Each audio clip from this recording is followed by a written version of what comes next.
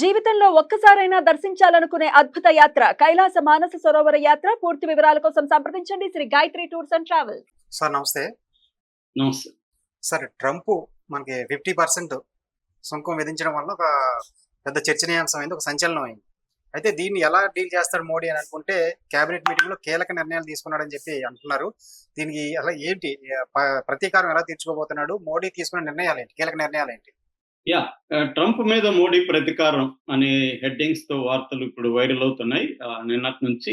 So ఈ రోజు actual గా ఎమర్జెన్సీ కేబినెట్ మీటింగ్ ఈ ఇష్యూ మీద డిస్కస్ చేయడానికి మోడీ పిలిపించాడు. సో వాళ్ళు ఈ రోజు కేబినెట్ మీటింగ్ జరిగింది. కేబినెట్ మీటింగ్ లో కొన్ని నిర్ణయాలు తీసుకున్నారు. అలాగే కొన్ని రకాల పరిణామాలు కూడా మోడీకి లేకపోతే మన దేశానికి అనుకూలంగా చోటు చేసుకుంటున్నాయి.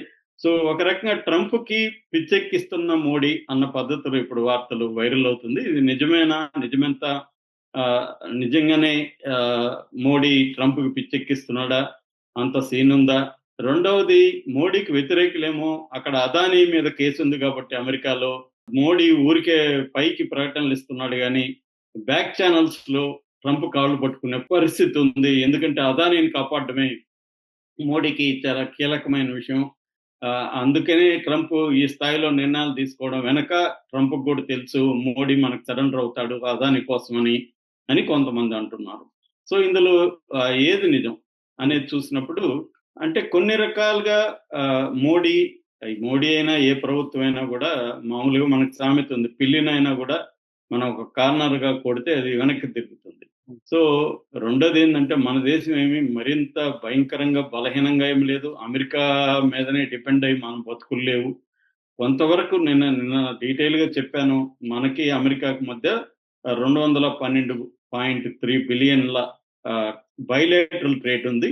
అందులో గూడ్స్ వచ్చి 128.9 బిలియన్ల ట్రేడ్ ఉంది. సో ఇండియా నుంచి అమెరికాకి వెళ్ళేవి 87 బిలియన్స్ అయితే అమెరికా నుంచి ఇండియాకి వచ్చే గూడ్స్ 41.5 బిలియన్.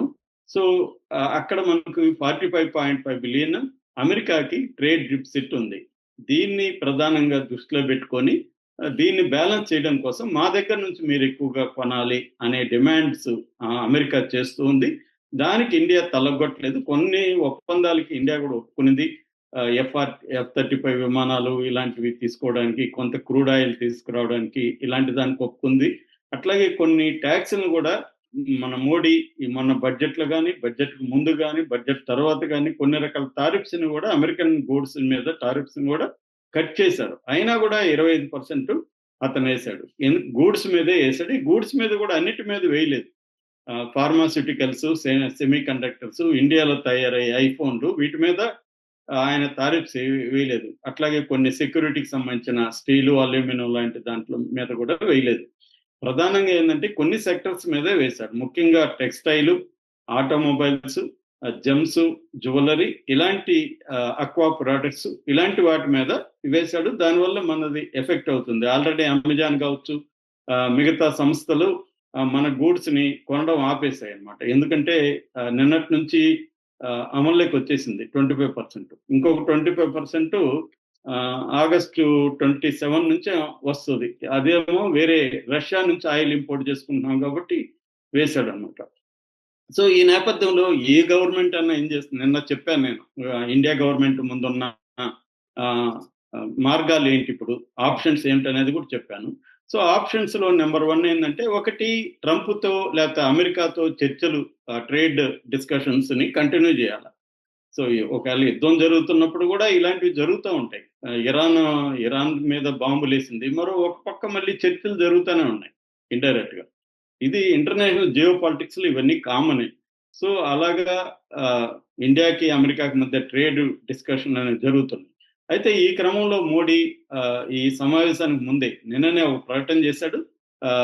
టి స్వామినాథన్ కి సంబంధించిన మీటింగ్ లో ఆయన ప్రకటన చేస్తూ ఇండియా తలగ్గదు ఏ ప్రజలకి, సావర్నిటీ అనేది ఇంపార్టెంట్. అట్లాగే మన రైతులు, ఫార్మర్స్, తర్వాత ఫిషర్మెన్, తర్వాత డైరీ ఫార్మర్స్, ఈ 3 రకాల వాళ్ళ ప్రయోజనాలు కాపాడడానికి కోసం దృఢంగా ఇండియా కట్టుబడి ఉంది.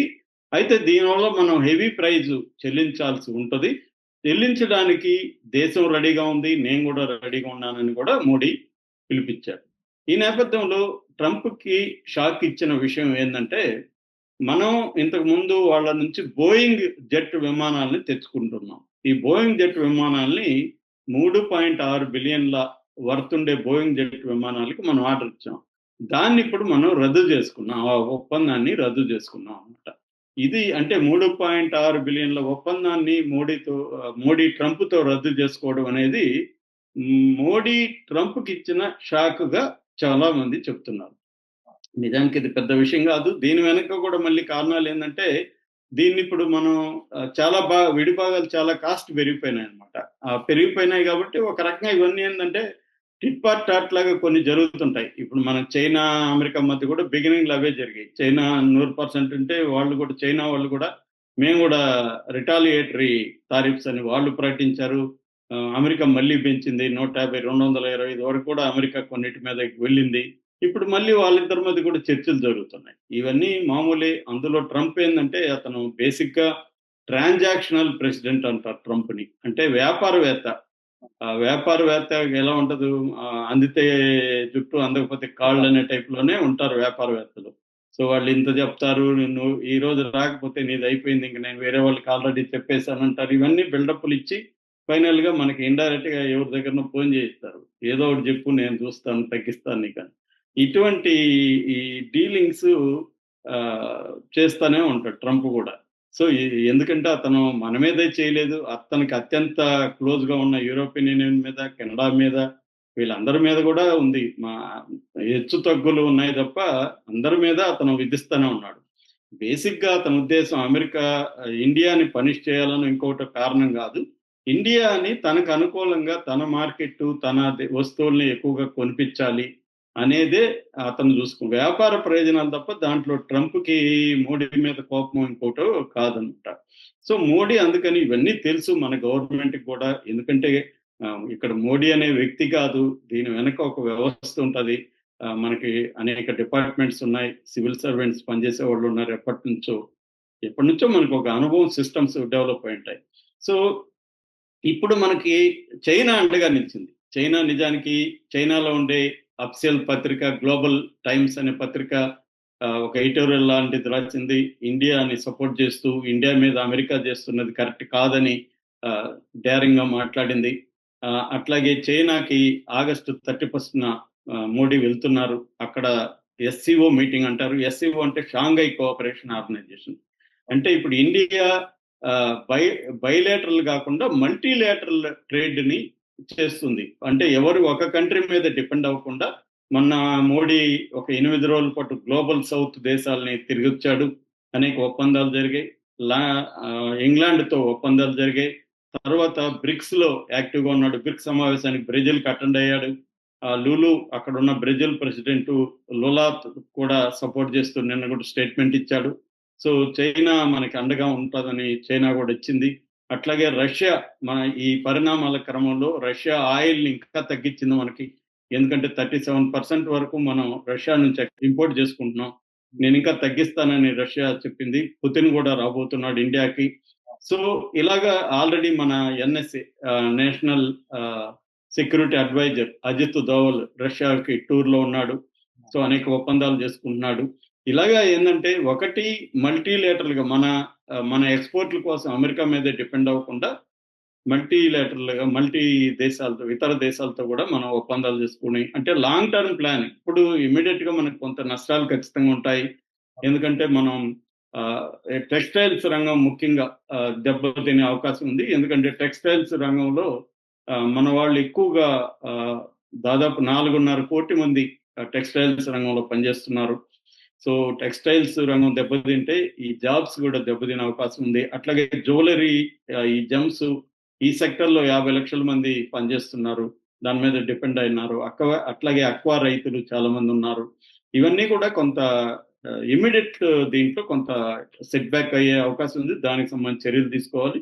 మార్కెట్ కూడా నిన్న చూస్తే బిగినింగ్ లో కొంత పడిపోయి స్టాక్ మార్కెట్ మళ్ళీ పాజిటివ్ గానే ఎండ్ అయింది. ఈ రోజు మాత్రం నెగిటివ్ గా స్టార్ట్ అయ్యి నెగిటివ్ గానే ఎండ్ అయింది.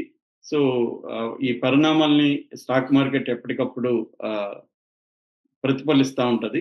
ఏదేమైనా మోడీ కానీ ఇండియన్ గవర్నమెంట్ కానీ అదాని కోసం ఇంకొకరి కోసం ట్రంప్కి అయితే సరెండర్ అయినట్టుగా మనకు కనిపించట్లేదు. ఏం జరుగుతుందనేది చూడాలి. Okay, thank thank you.